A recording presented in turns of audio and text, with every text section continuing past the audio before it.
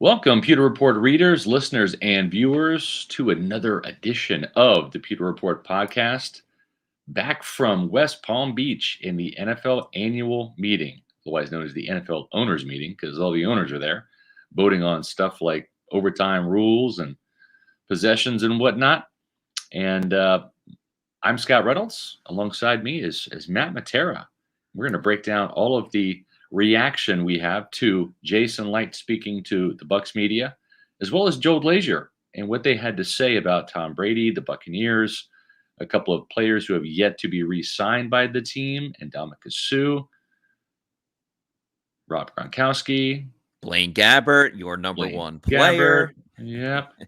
So we welcome you all in to a very fun, packed edition of Bucs news and entertainment for you.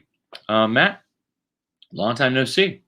Yeah, it's only been like an hour and a half, maybe 2 hours, but I miss you already. We've been traveling all the way from east side to west side and back and forth. I mean, and we are surrounded by, I think if you combined all of the money, like trillions and trillions of dollars. So it was nice to just be in that type of company. But a great trip to Palm Beach, West Palm Beach for the owners meetings. And I think we got a lot of good information out of it from Jason Light and Joel Glazer, things that Bucs fans will very much be interested in and be looking forward to hearing about what's going down. So should be a very fun episode that I'm looking forward to. I agree. And you're talking about trillions of dollars. And of course, that's probably the combined wealth of the NFL owners down there in West Palm Beach, not necessarily you and I, although we were funded by our listeners and viewers of the Pewter Report podcast. And it's for little trips like this where there is some travel expense that we appreciate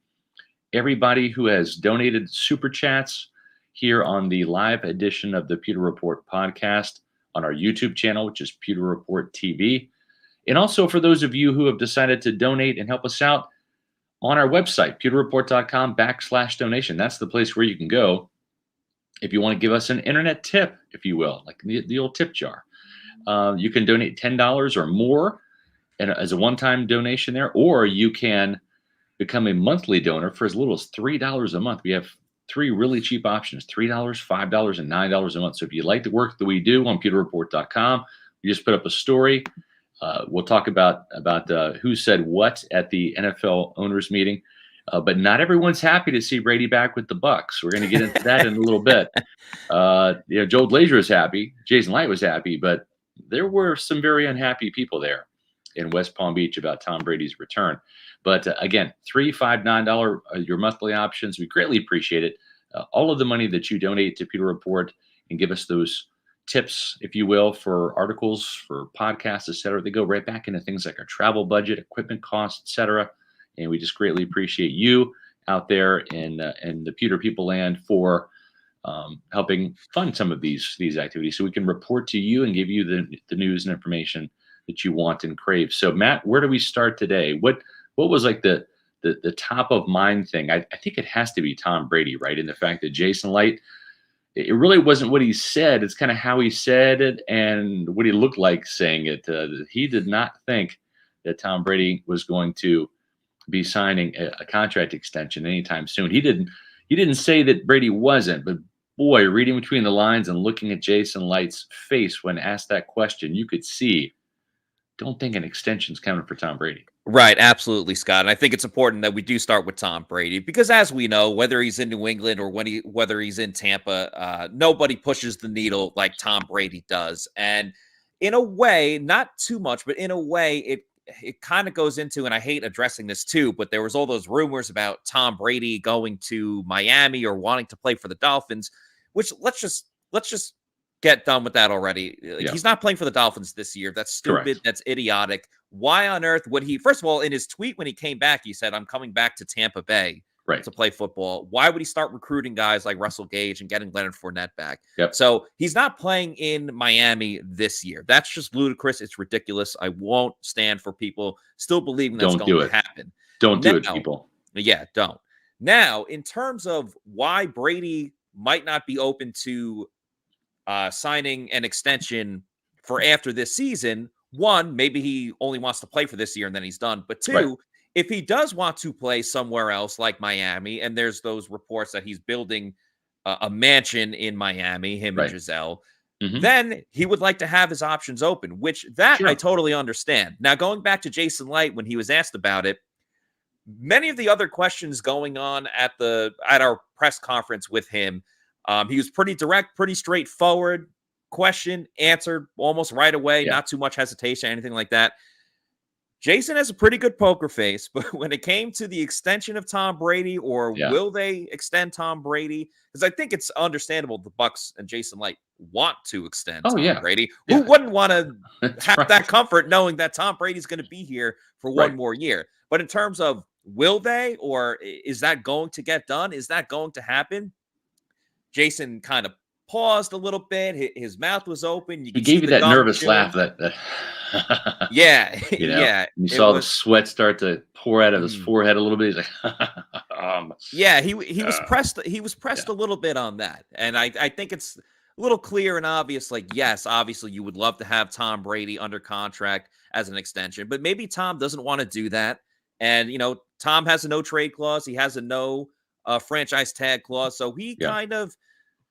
Brady controls the situation here. If he doesn't want to play, he won't play. If he wants to play, he will play. Yeah. And here's the thing, too. It's just because Brady doesn't sign an extension in Tampa this year does not preclude him from signing a one-year deal with Tampa next year. Right. I mean, if he wants to, and of course, like you said, the team's going to want him back. That's the Glazers, Jason Light, Bruce Arians, all the way down. They want Tom Brady back as long as he will play.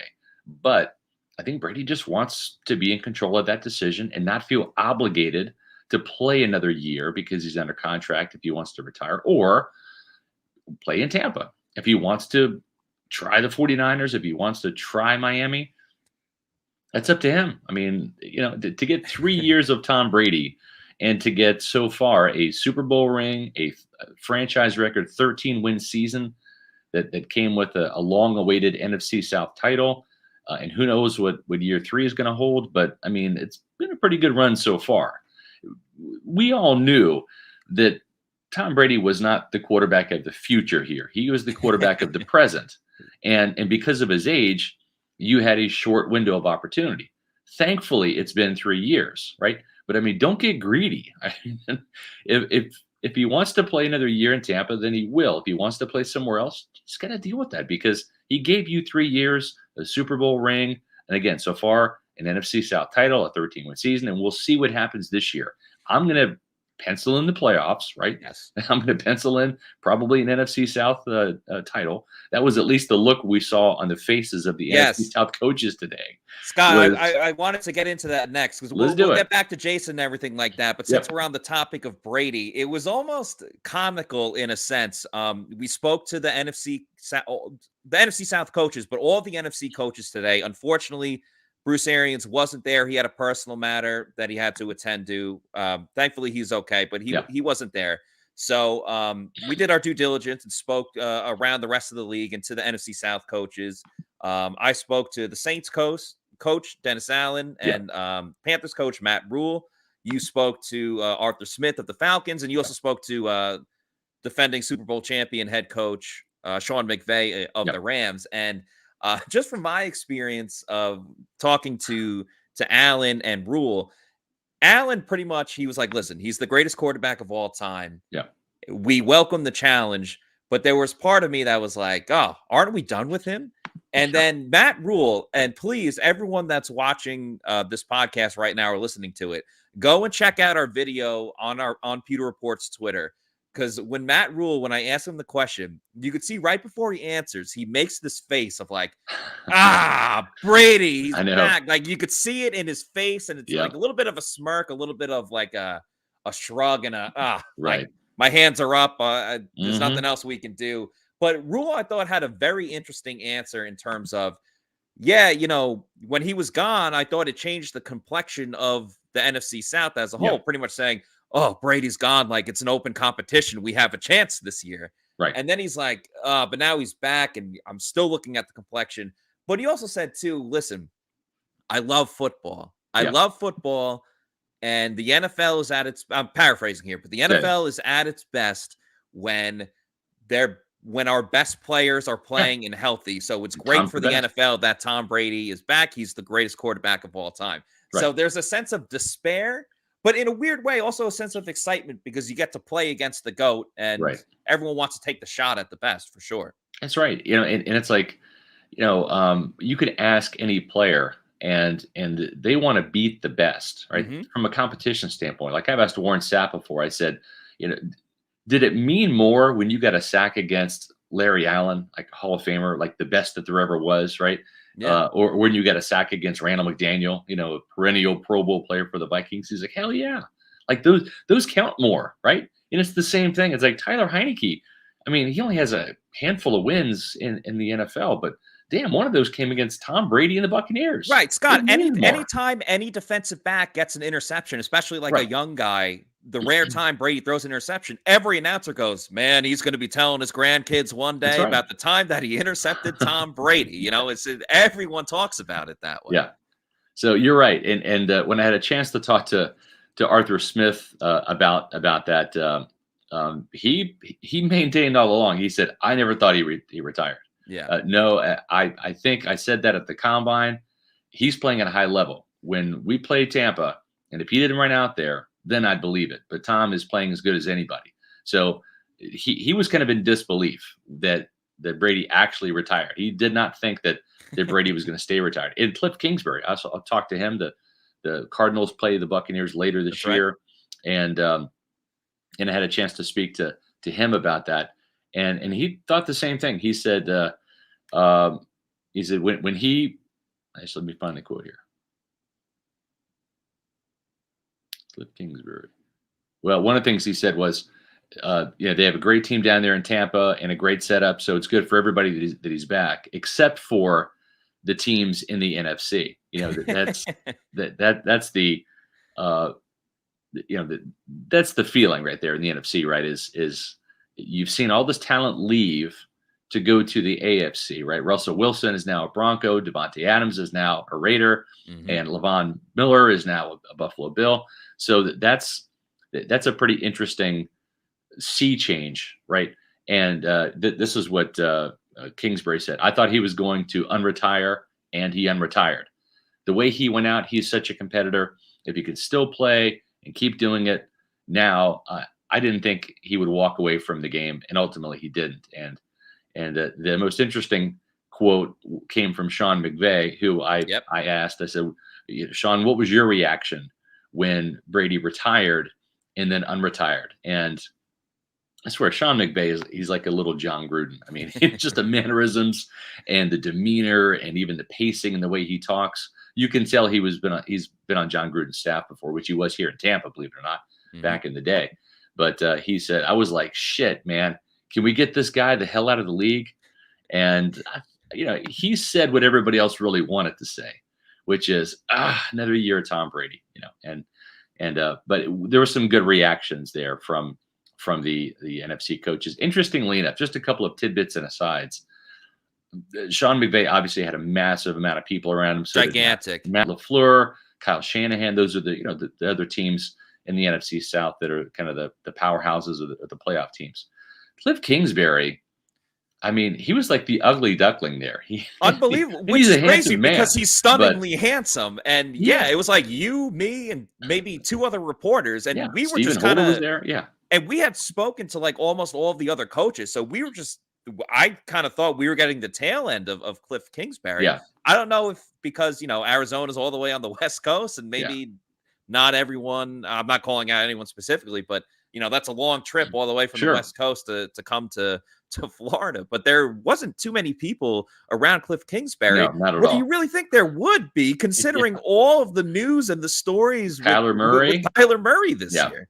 No, you're right. And also Arthur Smith too. It's, you always felt sorry for Arthur Smith, right?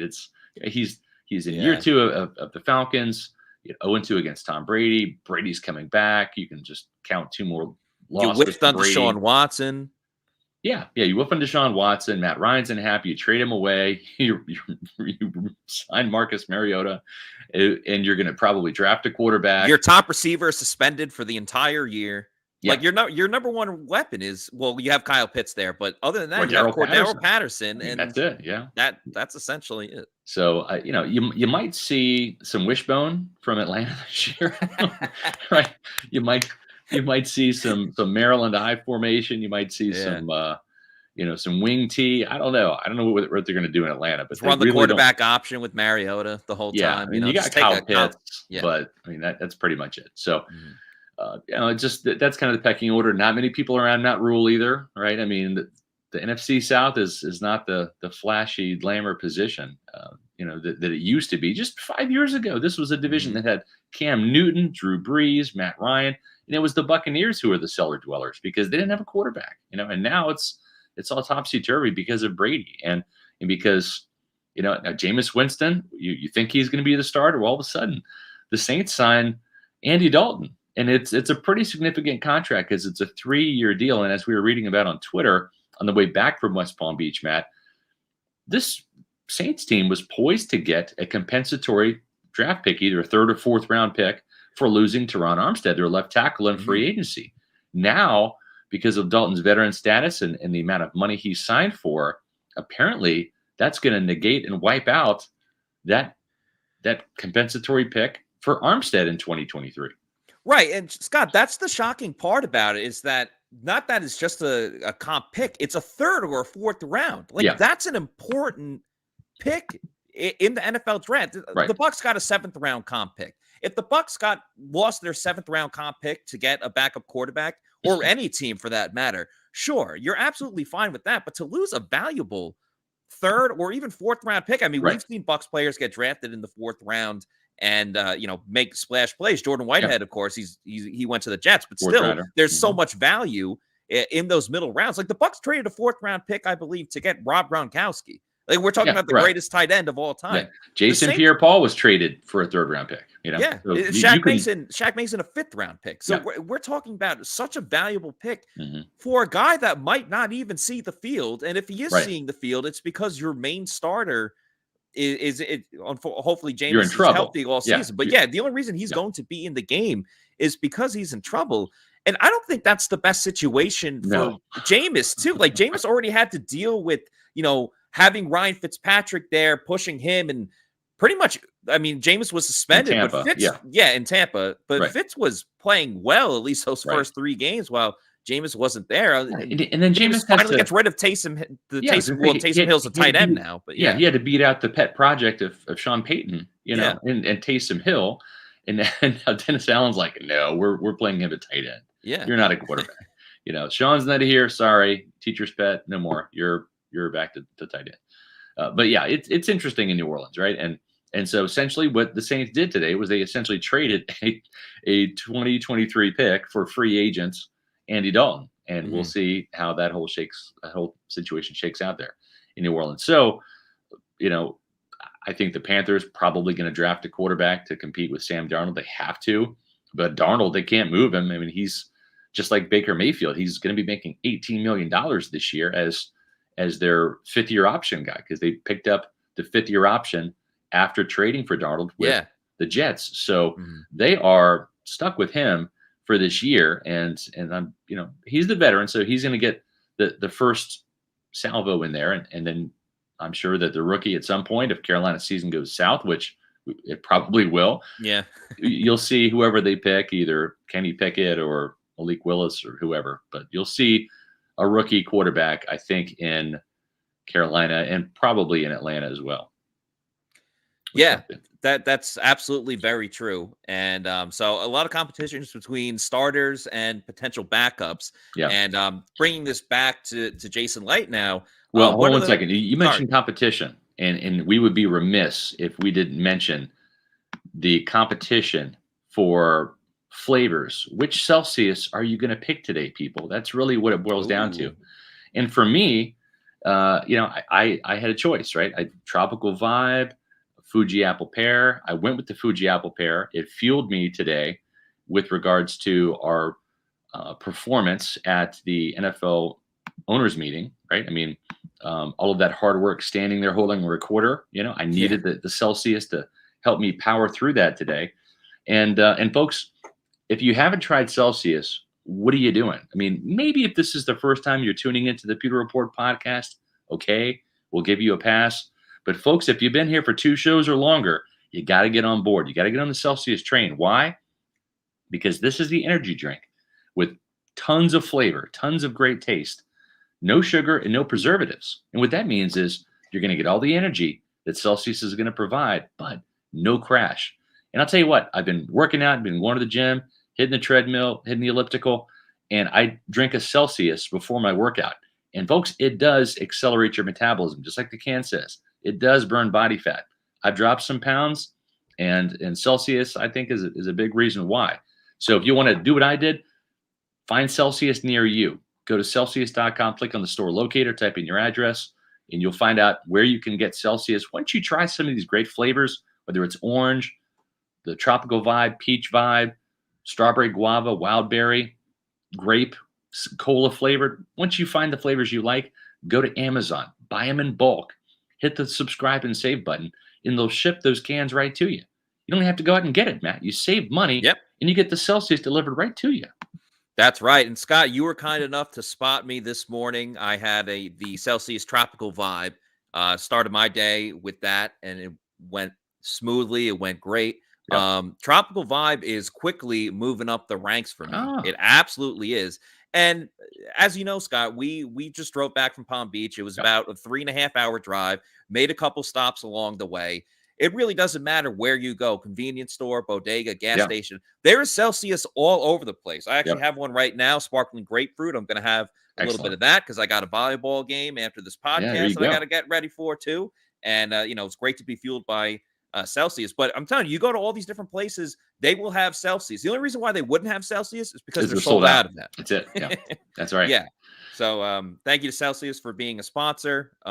Helped us with our whole trip at the NFL owners meetings. So back to Jason Light. We still have a lot of topics to get into. We'll get into Sue and Gronk, but since we were just talking about backup quarterbacks, this one I think we could just talk about it briefly.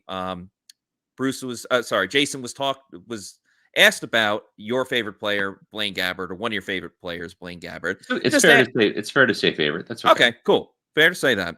I mean, all-time favorite would be Rondé Barber. He knows that. Of course. But if we're talking current players rather than retired Buccaneer legends, then you can mention Blaine. Yeah, that's fine. All right, cool. So he was asked about if he's still open to re-signing Blaine Gabbert, if anything's going on with that. And I was curious in the way that he answered, because Jason Light essentially said, we appreciate Blaine for what he's done. And he certainly wasn't closing the door saying, no, Blaine's not coming back. We're moving in another direction. But it wasn't necessarily, we really want Blaine back. And maybe that just shows their vote of confidence in Kyle Trask. But it almost reminded me of when John and I were at the NFL Combine in Indy earlier this month, or late February into March. But anyway, a couple weeks ago, where he was asked about Ronald Jones. And I think beforehand, we kind of all knew, surmised, could make an educated guess that Ronald Jones wasn't back, but you still got to hear it straight from the source, in this case Jason Light. Absolutely. And Jason said that pretty much when asked about Ronald Jones, he said, we thank Ronald Jones for what he's done for this team over the past couple years, since they drafted him. But get the hell out. It was essentially thank you, but we're going in a different direction. And I'm not saying that's exactly what he was saying with Blaine Gabbert, but the way that he said we appreciate Blaine made it sound a little bit more past tense than I had ever really heard about or speculated when it comes to Blaine Gabbert return. Don't make me cry on the podcast, please. Please don't. Okay. I'm sorry. Let's switch subjects to something more uplifting and positive, shall we? Okay. But interesting enough that Ronald Jones goes to Kansas City, right? Where it's like, if you look at the times that Patrick Mahomes throws the ball to the Chiefs, I mean, it's just similar to what Tom Brady does in Tampa. Mm-hmm. The running backs have to be able to catch the ball there. Look at Darrell Williams and his production, Jerick McKinnon in the playoffs, Clyde Edwards-Helaire. I mean, the Chiefs backs catch the ball in mass, and so I'm just curious as to why. Maybe it's because Ronald Jones had that amazing touchdown catch against Kansas City right? Back in 2020, down the sidelines. I mean, every squirrel finds a nut. I don't know. Just and he doesn't pass block particularly well. Yeah. He misses assignments on it. I get it if you just want like a straight up runner, but that's never really been Kansas City's MO, especially with Mahomes at quarterback. Right. And the interesting thing is both of Kansas City's other backs, I mean, Clyde Edwards-Helaire, their former first-round pick, he is their lead back, but Darrell Williams is still unsigned as a free agent. So is Derek McKinnon. I think even both those guys, either one of them, would look good as a veteran coming in that Giovanni Bernard role. And I'm not opposed to re-signing Bernard, but I almost like McKinnon and or Williams better. I think they're younger options, or at least Darrell Williams is. And Williams played at LSU with Leonard Fournette, so maybe that's a good thing. I don't know, but it's interesting that Ronald Jones goes of all places Kansas City, where he's going to be asked to catch the ball and pass protect, which he struggled with here in Tampa.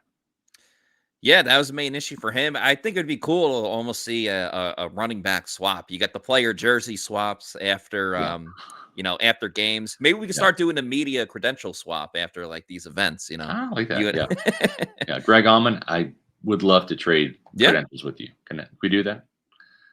We'll see. Yeah, I hear you. So interesting news about Tom Brady there, right? And Blaine Gabbert. That kind of crosses our quarterback topics off the table right now. But really some other big news, again, not just what Jason said, but what he didn't say, and kind of his facial contortions when talking about it. And that's the great thing with Jason is with Bill Belichick, it's like, we're on to Cincinnati. I mean, it's like the same, right? It's like, we're thrilled we won the Super Bowl. We're aiming to do it again, or it was a crushing defeat, but we're on to Cincinnati, right? Like it's the same guy all the time. With Jason, it's like you get the highs, the lows, you get everything. You can read the facial expression. Yeah.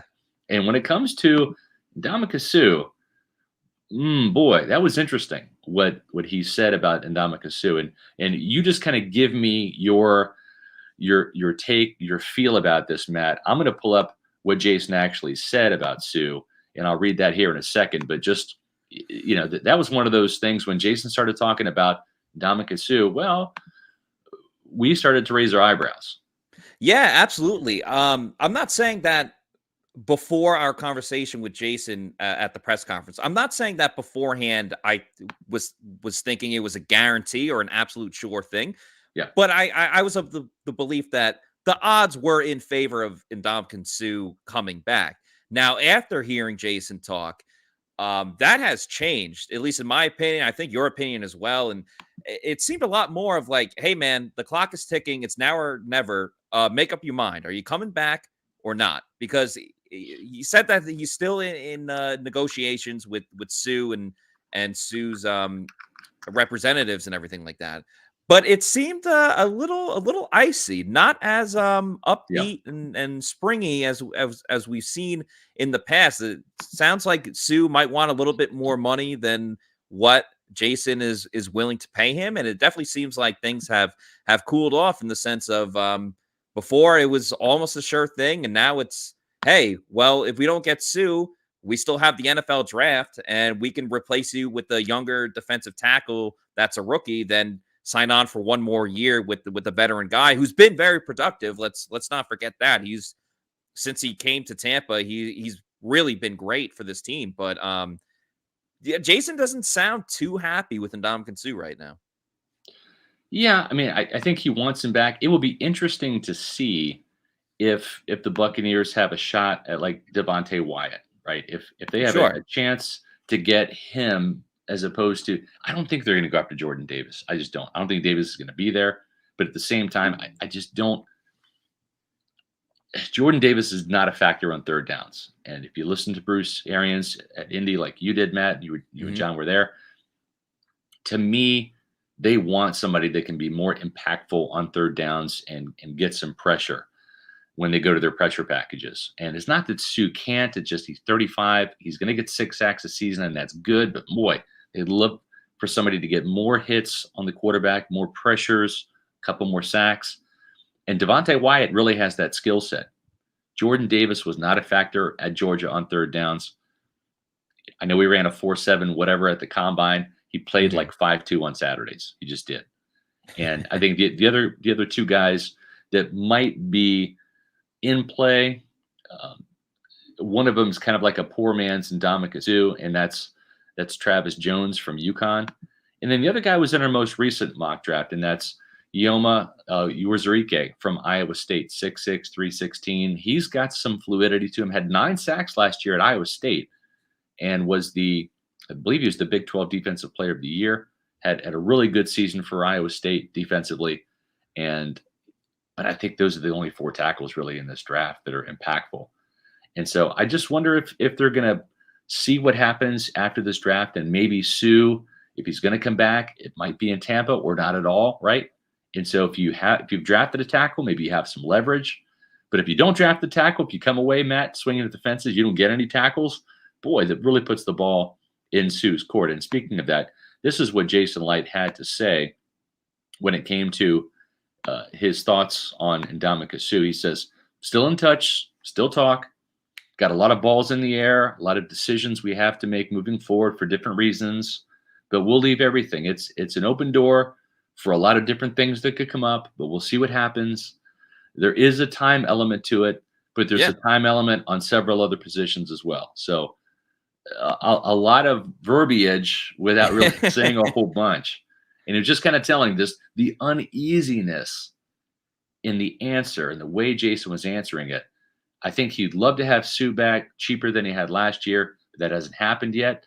And I think that Jason thinks it might not happen.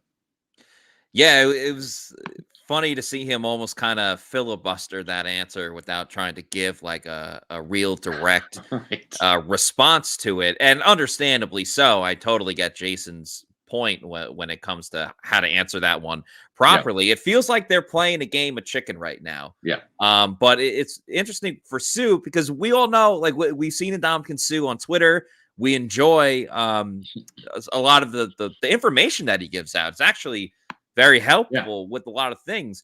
And he has fun with that. And we've seen that Ndamukong Suh has other different ventures. He obviously has a young family. I believe his twins that he has with his wife, they just had their first birthday. So he obviously has a lot of focus on his family and his other businesses going on, where Ndamukong Suh doesn't really have to play football if he doesn't want to. And if he doesn't get paid what he wants to get paid, it's got to be worth it for him. Yes. He'll just be like, okay, guys, I'm done. Like, he's already had a great career. He won a Super Bowl. So you don't like have that type of leverage. And it's tough for Jason too, to be like, oh, come on, man. Like, we're getting everyone back together. Take a little bit of a discount, but you're guaranteed to at least make the playoffs. And you're guaranteed to lose again to the Rams for the 4th straight year. Yeah, exactly. So like that, there's not that incentive.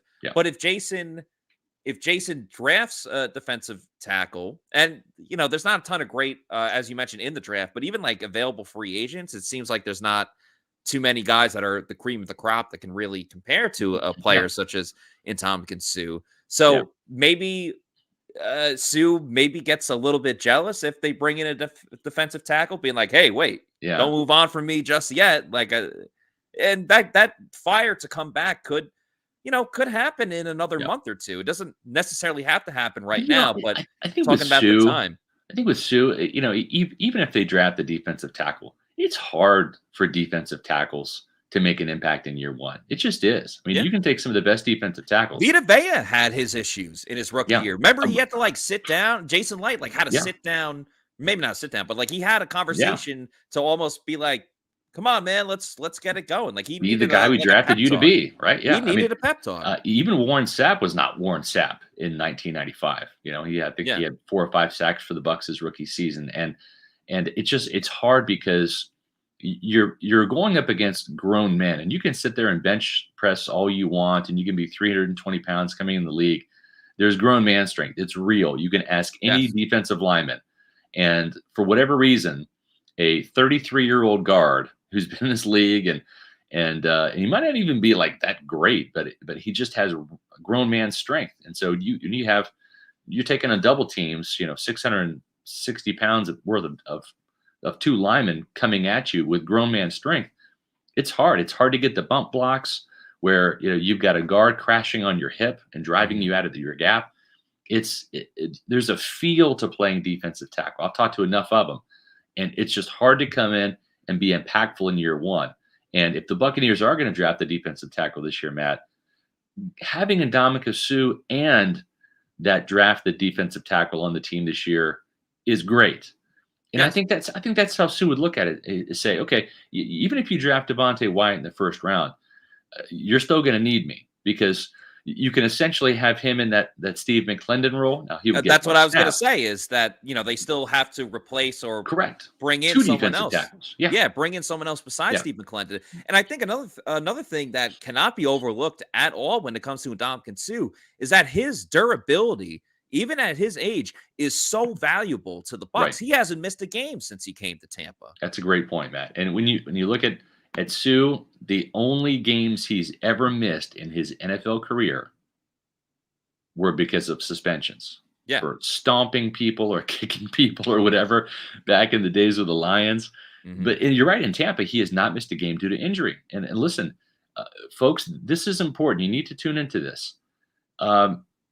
Jason Light's made some great draft picks. He's made a great trade, right, for Jason Pierre-Paul, for Rob Gronkowski, we think for Shaq Mason.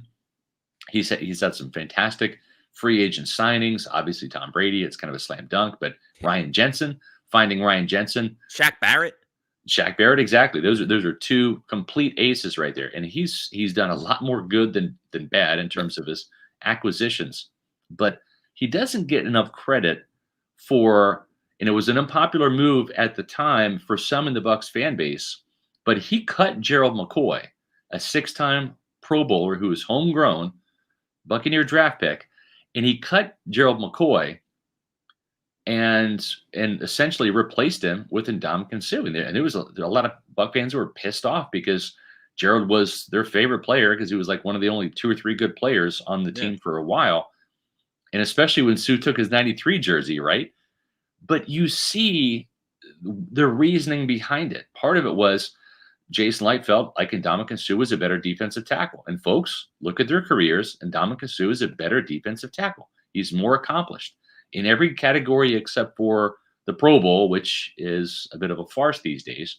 Mm-hmm. But 2 seasons of back-to-back 6 sacks, that's pretty damn good. If you go back to 2020, he actually had 7.5 sacks because he had a sack and a half in the Super Bowl.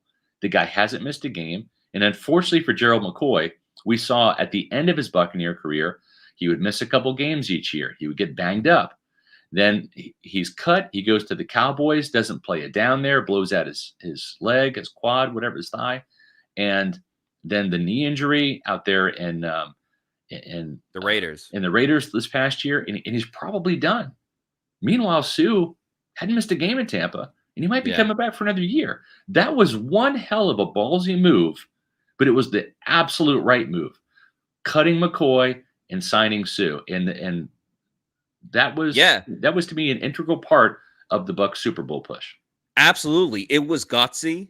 People didn't like it. It was ballsy, as you said, it's sad for Gerald. I feel bad for him that, all the injuries and that he's broken down over the past couple of years. But I mean, since Gerald McCoy got cut and he went to the Panthers, Cowboys, and Raiders, and since Suh came to Tampa and played for the Bucs, you can't even compare the two. Yeah. It's not even close. I don't have the stats up in front of me, but again, durability, the amount that Suh's been able to play, the impact that he had on the defensive line. The Bucs were the number 1 run stoppers over the past couple of seasons. It's almost incomparable when you put those two guys up, who were also in the same draft class, I believe, and only a couple of picks, away from each other too. Yeah, the Bucs wanted Ndamukong Suh, and it's funny because Raheem Morris actually called me. We came out with the Ndamukong Suh on the cover of our Pewter Report pre-draft issue. And Raheem actually called me and was like lambasting me on the phone. He said, man, why you got to sit there and put Suh on the cover of your pre-draft issue? And I said, don't you want him? He's like, of course we want him, but we're not going to get him. He's going to Detroit.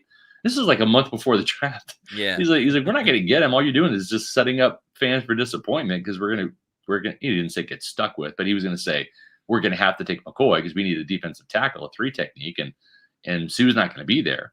But it's just funny that even then he knew that McCoy was going to be a defensive tackle for the Buccaneers because Sue wasn't going to be an option, and that's right. That's just how it is. So the interesting thing about Sue, as you had mentioned, Matt, is he's really getting into the financial world with his free financial advice on Twitter, which is always an interesting read because Ndamukong Suh is an interesting guy.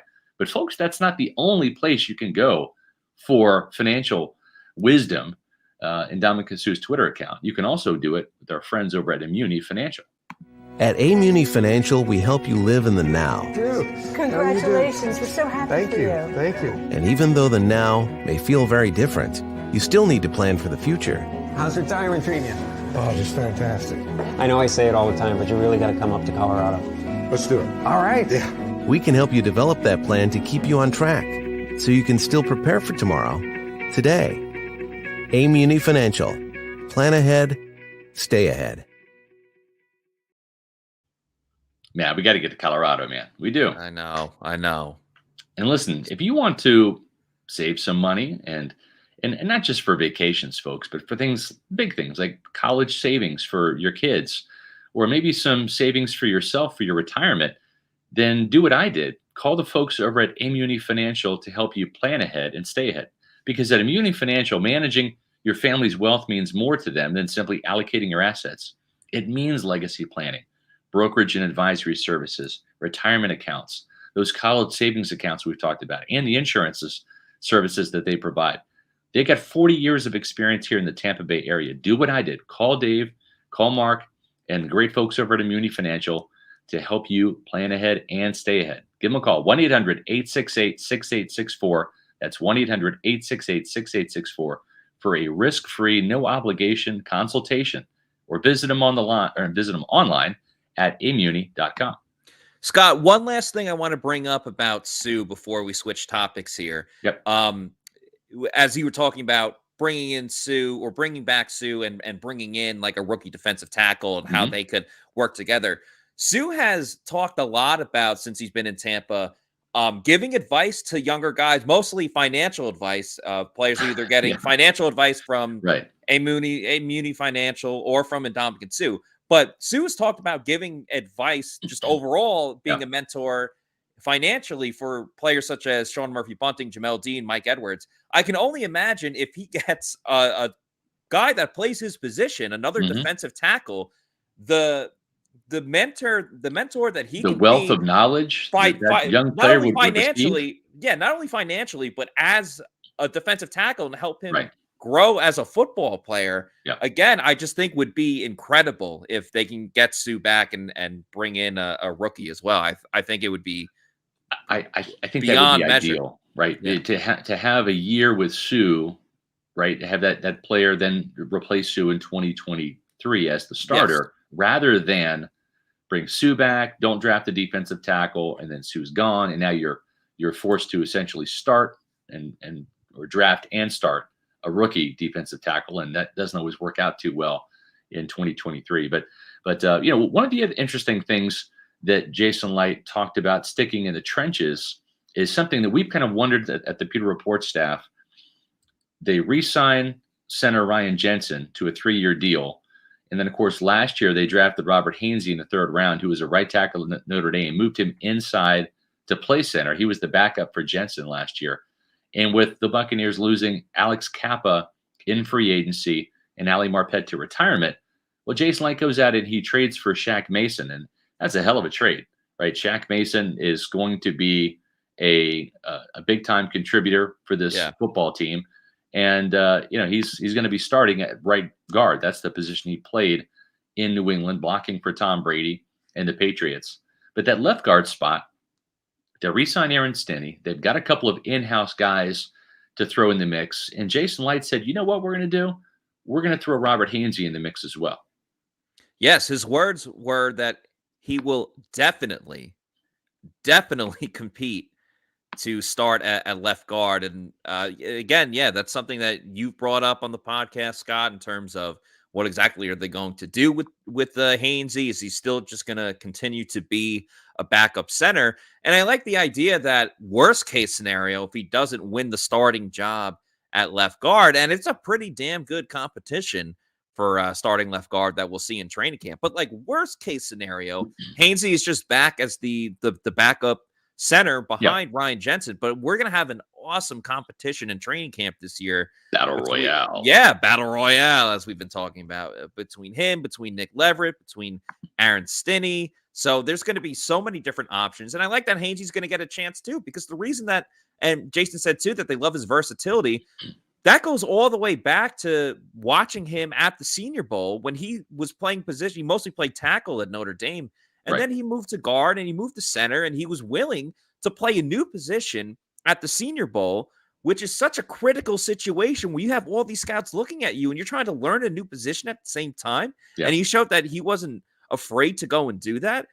Versatility, especially on the offensive line, can really get you a long way here in the NFL. And especially with this coaching staff and with this front office, they absolutely love that about Robert Hainsey. And I think it's great that he's going to have at least an opportunity to potentially be a starter in just his second year. And he was a guy too. I know he missed time in training camp. We talked about that, but he was extremely attentive. Like he went and he took snaps from Tom Brady. Ryan Jensen he talked to Tom Brady. Yeah. About his development and how quickly he mentally picked up the game.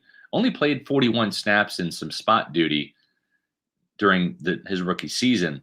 So didn't get a lot of playing time and really missed 2 preseason games, only played in that final one at Houston. So it's going to be interesting to see. He's got to really develop his lower body. He's got to get bigger and thicker. And that's something that we've heard from management. And then Ryan Jensen even said it. So it's pretty obvious that he's got to hit the weight room and do that. Speaking about preseason, though, we did learn, too, that the Buccaneers will be traveling to Nashville, not just to play the Titans, supposedly in another preseason game, but to return the favor and hold joint practices with the Titans at their facility. Obviously, John Robinson, the general manager for the Titans, longtime friends with Jason Light, worked here in Tampa Bay under Jason, but then also Mike Vrabel and Jason Light have that relationship dating back to their days at the Patriots. Yeah, I think that's going to be so much fun. It was great when the Titans came here last year. It's always fun when you get the joint practices, going back to when the Dolphins came to Tampa, and obviously the Titans coming here last year. I don't think we're going to get any punches like when Antonio Brown threw a punch and Bruce said he was just swatting at flies. I don't think we'll get that. But, I mean, there was always a ton of competition. I remember the Titans really took it to the Bucs in that first practice, and Bruce wasn't really happy with how his team performed. And then they bounced back in the next practice during training camp, and then they went on to play the game, of course. I don't think this does anything but help both sides. You know, you get sick and tired of going against your own teammate, the same opponent each and every single time. So I think, it's just a fun thing. Obviously, them going to Tennessee this time is a little different than some good work in Tampa. Yeah, but absolutely. I think it's great for everyone involved. We had a chance to speak to not only Jason Light, but also Joel Glazier. And really haven't talked to Joel for a couple of years. I think after the Super Bowl via Zoom, because there was no NFL owners meeting last year due to COVID. So a rare treat to talk to Joel. We got about 7 minutes and 34 seconds of his time, if my recorder was accurate in capturing every minute. It was brief, but as it always is with the Blazers. But I think 2 of the big takeaways that I got from this as it pertains to the team are, number one, the Buccaneers were able to hold a game back. They've got 9 home games this year, and they were able to keep the NFL from one of those games. In other words, protect one home game that for sure it's going to be in Tampa. And they picked the Packers, which is a really key game, because if you win that game, and you probably have a better chance of winning it in Tampa rather than a neutral field like in Germany, that could really be a tiebreaker when it comes to the playoffs. So I think a very good strategic move there. I don't see the NFL, Matt, taking another marquee opponent like Kansas City and having that be the game over in Germany. If you look historically at the international games, it's always been kind of like a lopsided matchup, or it's kind of 2 chump teams a little bit. If you go back to the last time the Bucs played overseas, it was in 2019 in London, the Bucs and the Panthers.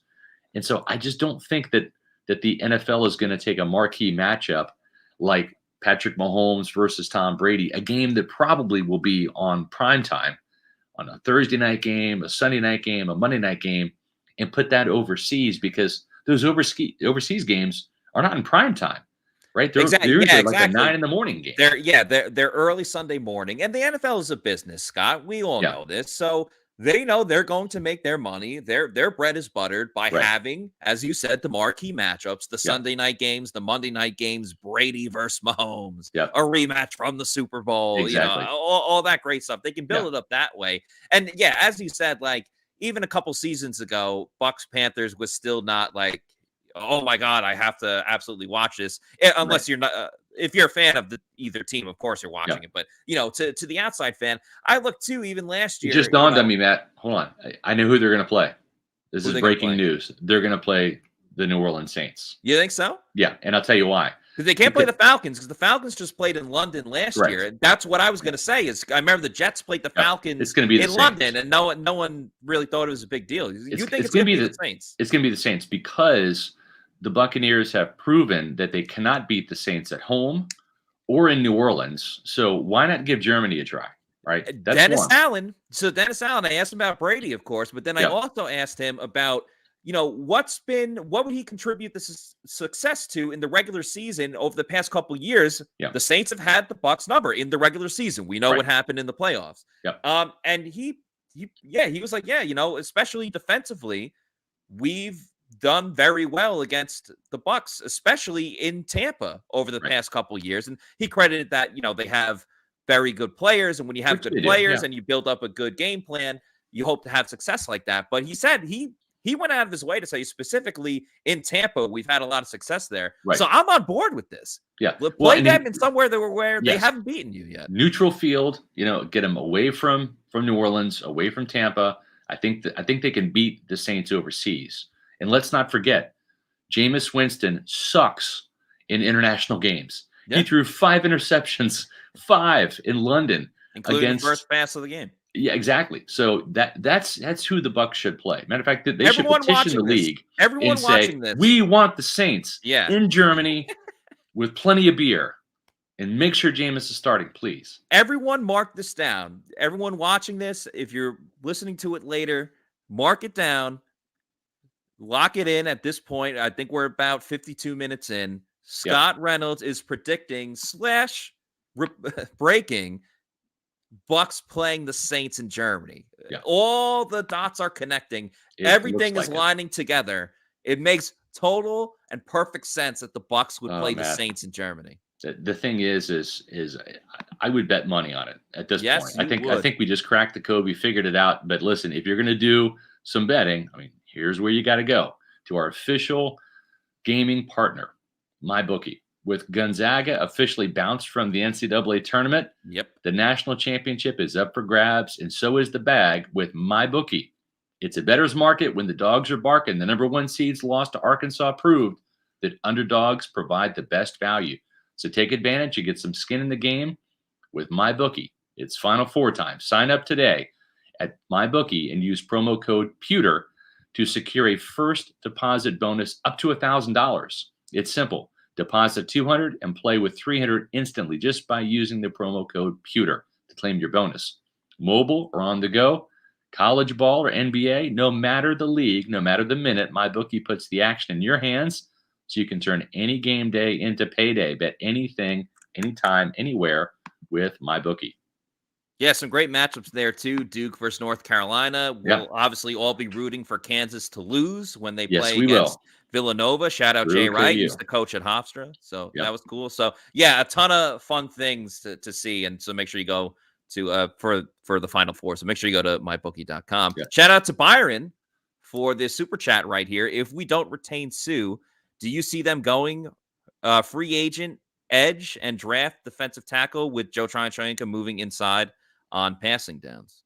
It could be. I'm of the opinion that because there are not too many quality defensive tackles that really fit what the Bucs want to do in this draft, which is they don't want another run stuffer. They've got Vita Vea, they've got Nacho. Even if they bring Sue back, they don't want another run stuffer. They want somebody with a little bit more juice inside. So I wouldn't be surprised if they end up drafting another edge player at some point to give them some interior rush flexibility. Remember, even before Joe Tryon-Shoyinka was drafted by the Buccaneers, they would move Jason Pierre-Paul inside. Yeah. And they would rush Anthony Nelson and Shaq Barrett because they want to have that quickier, twitchier guy inside with some length that can exploit a guard in a one-on-one, or hit the A or B gap and maybe cross the face of the center with the stunt. We saw Joe Tryon-Shoyinka do that last year. I think it kind of stunted his growth a little bit. I think they would like to keep him on the outside and have him be that 10, 12 sack guy that I think he has the talent to be on the outside, Matt. But if they don't find that defensive tackle that has the quick twitch they're looking for, that can get to the quarterback, they might have to kind of manufacture that nickel rush with another edge rusher in the draft, maybe even high. I mean, Boye Mafe is a possible candidate. I don't know that they would draft him at 27. They might trade back a little bit, but that's a name to keep in mind. Alex Wright from UAB is a player that they've had a little bit of their eye on. 6'7", 270 pounds. So think of a bigger body type like a Jason Pierre-Paul, a Joe Tryon-Shoyinka that has some length and some size to them. It can be an outside rusher. And remember, Anthony Nelson is going to be a free agent after this year, but also has the ability with that length and that speed to rush on the inside with their nickel rush. Yeah, what I want to see from Joe Tryon-Shoyinka, of course, and Jason Light actually spoke about him today. I believe you asked him about him. But I want to see Joe Tryon-Shoyinka line up at edge, not have to worry too much on the inside, and let him be the player that you drafted him to be. Because you're going to have him for you drafted him in the first round. So if you pick up his option down the road, you're going to have him here for 5 years. You already put him, I don't want to say behind the 8 ball, but you already put him at 3rd on the depth chart with an ailing JPP. And we've talked a lot about that, how Joe Tryon-Shoyinka should have gotten a lot more playing time. So we don't need to readdress that. But now you have that chance to let him full front and center be that edge rusher. Now, situationally, if you want to kick him inside here and there, fine. If it's 3rd and long, I get that. We all know Todd Bowles really likes to get creative. But I'm all for let JTS do his thing on the outside. Let's really see if he can be that complement to Shaq Barrett on the other side. We talked a lot about how JTS could have had even more sacks, and I'm willing to roll the dice with with that rookie defensive tackle lined up next to Vita Vea. And speaking of the draft, Matt, we don't do the Pewter Report draft editions anymore. Print is a dying media, and while they were fun to do and fun to read, and I get that. I mean, I used to publish the magazines and used to read other draft publications. The timeliness just isn't there, right? I mean, sometimes we would print stuff, it'd be out of date or whatever. That's just the problem with print. That's why everything's gone online, and we are going to be doing our Pewter Report draft preview coming up in April. So just April's around the corner. So as we get closer to the draft, look for those previews online, those position previews that'll have our Bucs best bets. And if you haven't checked out our latest mock draft, it was out last week, and we'll have another mock draft for you probably in a week or so as we get more information from these pro days and kind of drill down what the Buccaneers are doing. So one of the interesting things, Matt, that I did ask Jason Light about was the wide receiver position. And Richie P says, with what Light said about wide receivers, do you think it's going to change your mock? Potentially a wide receiver at 27. By the way, Chris Sims has Watson, and that's Christian Watson, the North Dakota State wide receiver, as his number 2 receiver. Interesting thing there is, and the reason for my question was when you look at these wide receivers that the Buccaneers are bringing in as part of their top 30 visits, there's a couple of names that I think we collectively and the Pewter Report staff like, and John Ledger is going to be having his wide receiver rankings in his Bucs briefing tomorrow on pewterreport.com. So make sure you check out pewterreport.com in the morning. He'll have those there. But Chris Olave, the Ohio State wide receiver, not as good as Garrett Wilson, but he's a player that could be there at 27. The Packers are looking at him as well. They pick a spot behind Tampa Bay. But Treylon Burks, those 2 players are on the Bucs top 30 list. And I wouldn't be surprised if you see Christian Watson also making a visit to the Advent Health Training Center at One Buccaneer Place, because he is part of that local group. He is a Tampa kid, played at Plant High School, so he is eligible to be able to come in and visit personally with the coaching staff and the personnel and scouting staff. So I wouldn't rule that out. One of the things that Jason Light said was the lack of bodies hurt them. Not having Antonio Brown, not having Chris Godwin, and really it being down to Mike Evans, because if you remember, Cyril Grayson injured a hamstring. Rashad Perriman was out. It was almost like 2019 all over again. I mean, they did have Mike Evans, and he did torch Jalen Ramsey in that game, Matt. But this is a wide receiver-driven offense. And you saw when the wide receivers were healthy in 2020, the Bucs won the Super Bowl. But without the horses last year, they didn't have that. So I know they've re-signed Chris Godwin. I know that Mike Evans is still under contract. I know that they just signed Russell Gage to a 3-year, $30 million deal to be their number 3. But you really need 4 legitimate starting caliber wide receivers on this team. So I would not preclude the Bucs from drafting a wide receiver if the right one's there at 27. Yeah, I wasn't even thinking that they would be done even after they, when they signed Russell Gage. And Jason even went out of his way. You had mentioned that there was no way being Chris Godwin. And Jason went out of his way to be like, yeah, we also didn't have Cyril Grayson Jr. and we also didn't have Rashad Perriman for the playoff game. So it just showed like how much that stuck in his mind because he, went to it right away. I would love the options that you just mentioned. I mean, Chris Olave is a guy that I've been very high on. I had him as my, my combine crush for coming to the Bucs. I think his skill set and his ability to go deep, but also what he can do intermediately as well too, I think would be helpful. You talked about the talent that Ohio State had. Well, it was Olave that led the team in touchdowns with all of the receiving touchdowns with all the talent there. And Treylon Burks, I mean, some people have him as the first wide receiver coming off the board because he catches everything. Yeah.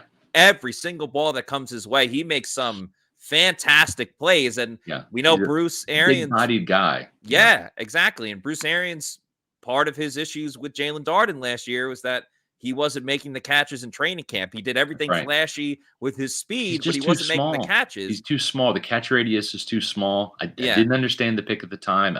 Maybe they were hoping for a Tyreek Hill type player. He's clearly not. He's not that fast.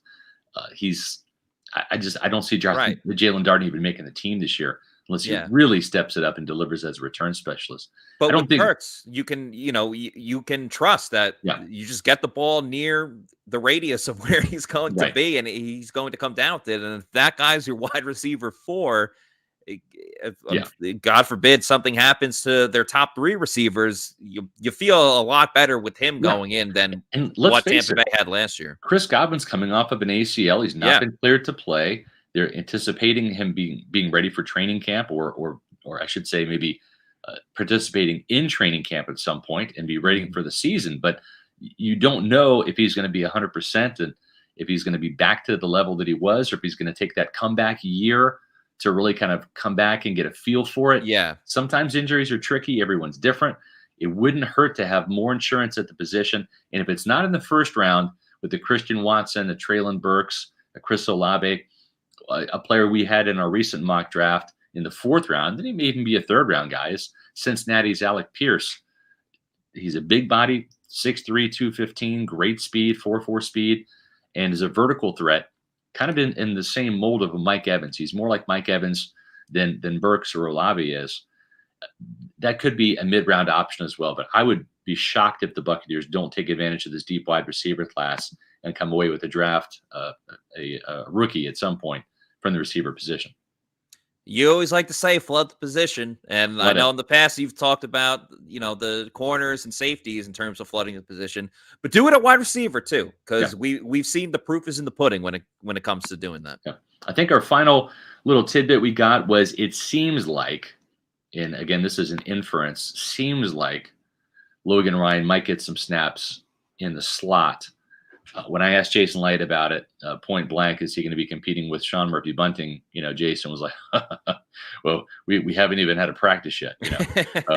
We're still in March, and OTAs haven't even happened yet. So that tells me that he's going to be. And he called him a versatile player, right? Yep. He didn't say no. He called him a versatile player. So I think that is what Jason Light is inferring is he might get a look at safety.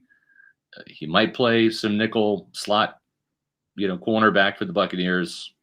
So we'll see if that is indeed the case. But that's at least what we got from Jason Light. Again, it's always great interviewing Jason in person because you get to see the facial expressions, read between the lines, and really kind of get a feel for what the truth might be, even though it's not necessarily spoken. Yeah, absolutely. And we only get Jason a couple times a year where, Bruce, we get almost every single day of the week in the season. So yeah, it's great to see Jason's perspective on things. Obviously he's not going to reveal every single plan that he's got going, but there's a lot of valuable things that you could pick up just from talking to him, and just a lot of great things from being at the NFL owners meetings in the first place. Obviously the Bucs with Brady, having Brady back, it gets everyone's antennas up, and Bucs are one of the big talks of not just Tampa Bay, but across the league. And it was very apparent there in Palm Beach. No doubt about it. Folks, we're going to do this again tomorrow, right? I mean, John Ledyard and myself are going to be on. We're going to be talking about John's wide receiver list in his Bucs briefing tomorrow. So if you like wide receiver talk, don't miss tomorrow. And folks, don't miss subscribing to the Pewter Report TV channel on YouTube and hit the like button. When you do that, when you boost our subscriber count and hit the like button, it helps our algorithm on YouTube, and it puts our podcasts as a suggestion in front of more Buccaneer fans so they can hear the great content that we provide to you guys on our Pewter Report TV station. So for Matt Matera, I'm Scott Reynolds, back from the NFL annual meeting, the owners meeting in West Palm Beach. And we've got another podcast coming to you tomorrow. So stay tuned to pewterreport.com for all of the Bucs news. Just put an article up about how not everyone's happy to have Tom Brady back with the Buccaneers. We are, but not everyone. Yeah, we are. The Buccaneers are, but not everybody else. So for Matt Matera, I'm Scott Reynolds saying appreciate you all tuning in to another edition of the Pewter Report podcast.